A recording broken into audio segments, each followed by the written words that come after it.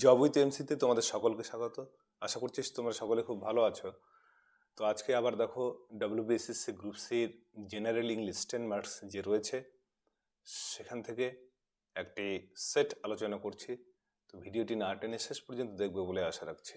তো একটা বিষয় লক্ষ্য করে দেখো, সিলেবাসে আমাদের যেটা রয়েছে এর আগেও বলেছি, আমাদের সিলেবাসে কিন্তু রয়েছে গ্রামার থেকে প্রিপোজিশন, সিঙ্গুলার এবং প্লুরাল, সিনোনিমস, অ্যান্টোনিমস অর্থাৎ সমার্থক শব্দ এবং বিপরীত শব্দ, ভোকাবুলারি শব্দভাণ্ডার বা শব্দসূচি, স্পেলিং চেক অর্থাৎ চারটি বানান দেওয়া থাকতে পারে, সেই বানানগুলোর মধ্যে সঠিক যেটা সেটাকে আমাদেরকে আইডেন্টিফাই করতে হতে পারে, এবং সর্বশেষ সেন্টেন্স স্ট্রাকচার। আর একটা বিষয় মাথায় রাখবে, ডাব্লিউবিসিএসএসসি অর্থাৎ সেন্ট্রাল যেটা স্কুল সার্ভিস কমিশন, সেখানে কিন্তু আমাদের ইংরেজি থেকে কত নম্বর রয়েছে? 15 মার্কস রয়েছে। সর্বপ্রথম প্রশ্নটা যেটা রয়েছে, Vivekananda was born dash Shimla street. তো এখানে অপশন অ্যাট, বাই, অন এবং ওভার। প্রশ্ন দেখেই বোঝা যাচ্ছে যে এটি আমাদের অ্যাপ্রোপ্রিয়েট প্রিপোজিশন, সঠিক প্রিপোজিশন দিয়ে পূরণ করতে হবে। তো সঠিক preposition, Vivekananda was born dash Shimla street, Vivekananda জন্মগ্রহণ করেছিলেন সিমলা স্ট্রিটে। তো এখানে একটা বিষয় মাথায় রাখতেই হবে, যে কোনো স্ট্রিটের নামের আগে আমাদের অন লিখতে হয়। তাহলে Vivekananda was born on Simla street. দ্বিতীয় নম্বরে, divide the mangoes dash Raju and Lata. তো আমগুলি ভাগ করে দাও রাজু এবং লতার মধ্যে। এখানেও প্রিপোজিশনের ব্যাপার রয়েছে। তো একটা বিষয় আবারও বলছি, যে আমাদের যখন দুজনের মধ্যে কোনো কিছু ভাগ করে দেওয়া বোঝানো হয়, সাধারণভাবে সেখানে আমরা বিটুইন ব্যবহার করে থাকি, এবং মোর দ্যান টু অর্থাৎ দুজনের বেশি এরকম বিষয় যদি বোঝানো হয়, সেটা দুটি মানুষ হতে পারে, অথবা দুটি বস্তু অথবা গোষ্ঠী, বিটুইন টু। তো সেই ক্ষেত্রে অবশ্যই between and more than two যখন বলছি, সেটা কিন্তু অবশ্যই অ্যামং হবে। তাহলে divide the mangoes between Raju and Lata will be the right answer for this question. The plural of child is, child হলো শিশু, তো এর বহুবচন, প্লুরাল বহুবচন, সেটাকে চিলড্রেন, চাইল্ডস, চিলড্রেন্স, চাইল্ডিস। এখানে যে ওয়ার্ডগুলো দেওয়া রয়েছে, এখানে যদি মিনিং অনুযায়ী আমরা বলি, চিলড্রেন এবং চাইল্ডিস এর অর্থ এখানে সম্পূর্ণভাবে আমরা বলতে পারি, পাশাপাশি চিলড্রেন্সেরও। ঠিক আছে, যদি সেখানে অ্যাপোস্ট্রফি কমা থাকলে সেটার মিনিংটা ঠিক হতে পারতো, ছেলে মেয়েদের। তো চাইল্ডের প্লুরাল ফর্ম যেটা, সেটা কিন্তু চিলড্রেন হবে, এবং চাইল্ডেস্ট যেটা রয়েছে সেটা চাইল্ড লাইক অর্থাৎ ছেলে মানুষই বা শিশু সুলভ আচরণ, সেটা চাইল্ডিস্ট। তো চাইল্ডের plural form children. Number 4, the plural form of volcano is, volcano meaning আগ্নেয়গিরি, আগ্নেয়গিরির যে বহুবচন সেটা volcanoes, volcano, volcanoes, none of this, এর মধ্যে কোনোটি নয়। তো এখানে দেখো দুটি অপশন কিন্তু আমি ইচ্ছা করে দিয়েছি, volcanoes it will be the right answer, একই রকমভাবে ভলকানোস এটাও হবে। ঠিক আছে, এইরকম আরও কিছু, যেমন মনে করো মাস্কিউটো, মাস্কিউটোস, সেখানে এস যোগ করলেও শেষে সেটা সঠিক প্লুরাল হবে, পাশাপাশি ইএস যোগ করলেও কিন্তু সেটা সঠিক উত্তর হবে। তাহলে চার নম্বরের জন্য আমাদের উত্তর হচ্ছে ভলকানোস, VOLCANOES, অথবা C number option VOLCANOS, both are correct in this respect.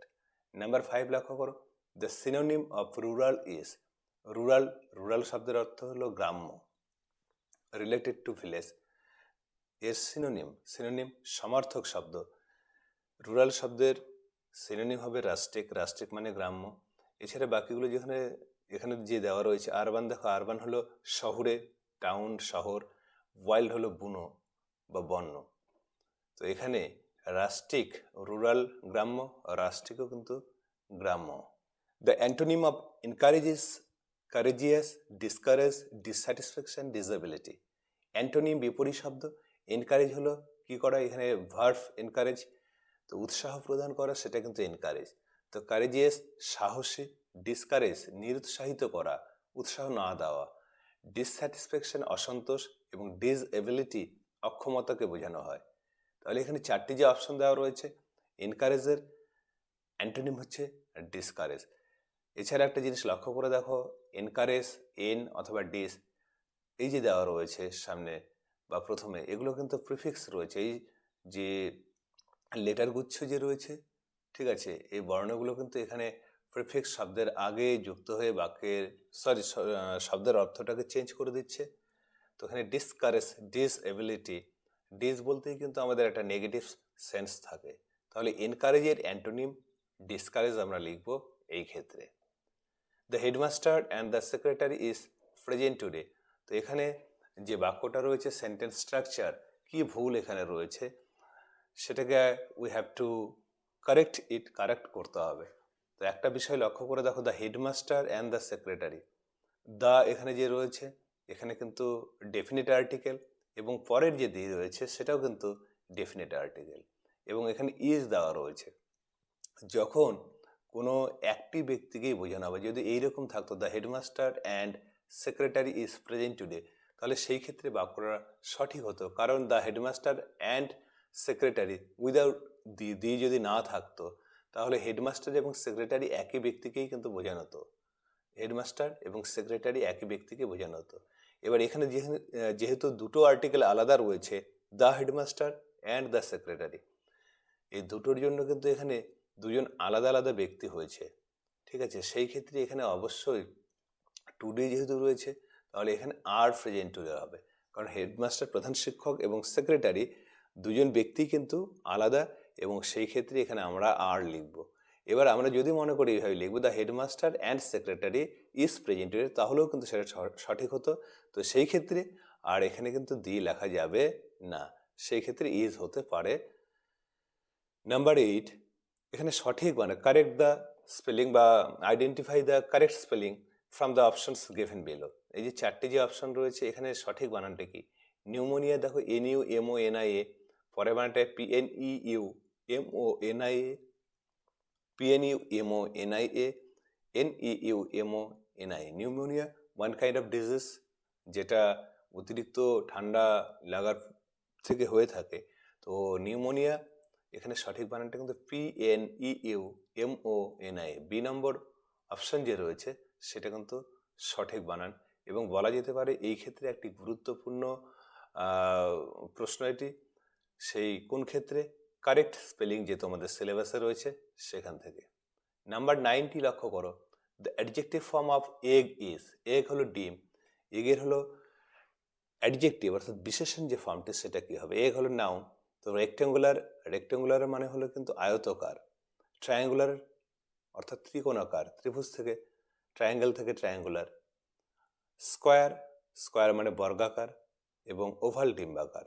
তাহলে এগ হলো কি? ডিম থেকে ডিম্বাকার, ওভাল ডিম্বাকার। Last, how lovely a peacock dances. এখানে দেখো শেষে কোনো চিহ্ন দেওয়া নেই, যেটাকে আমরা পাংচুয়েশন মার্ক বলছি, জ্যোতি চিহ্ন। Put an appropriate punctuation mark, ঠিক আছে, অ্যাট দ্য এন্ড, এখানে এটি অ্যাড হবে অ্যাট দ্য এন্ড। এই যে বাক্যটি যে দেওয়া রয়েছে how lovely a peacock dances, এখানে এক্সক্লেমেশন মার্ক অবশ্যই হবে, যেটি এই নাম্বারে রয়েছে, কারণ how lovely a peacock dances, ময়ূর কি সুন্দর নাচে, এখানে কিন্তু একটা সারপ্রাইজ রয়েছে, এক্সক্লেমেশন রয়েছে। তো এক্সক্লেমেটরি মার্ক, যেটাকে বিস্ময়সূচক চিহ্ন বলি, আর অবশ্যই ফুল স্টপ এখানে হবে না, আর কমা তো দিয়ে আমরা যে কোনো বাক্যটাকে শেষ করতে পারছি না। আর how lovely a peacock dances double inverted comma সেটা লেখা যেতে পারতো সেখানে, যদি আমাদের কোনো ন্যারেশন যেটাকে আমরা ডাইরেক্ট স্পেসে ব্যবহার করে থাকি এবং কেউ বলেছে এরকম অর্থে, তাহলে এই নাম্বার কিন্তু যে বাক্যের অর্থ যেটা আমাদেরকে বলছে how lovely a peacock dances, ময়ূর কি সুন্দর নাচে, বা কি সুন্দর নাচে ময়ূর, মানে ময়ূর খুবই ভালো নাচে, এখানে বিস্ময়, এই নাম্বারের যে এক্সক্লেমেটরি মার্ক রয়েছে সেটা সঠিক উত্তর।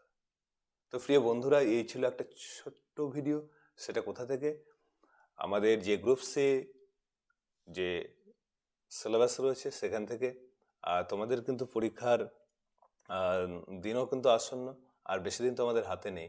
তো এই ধরনের বিভিন্ন আরও আপডেটেড যে নোটিফিকেশান পাওয়ার জন্য তোমরা এই চ্যানেলটিকে সাবস্ক্রাইব করতে পারো যারা এখনও করোনি।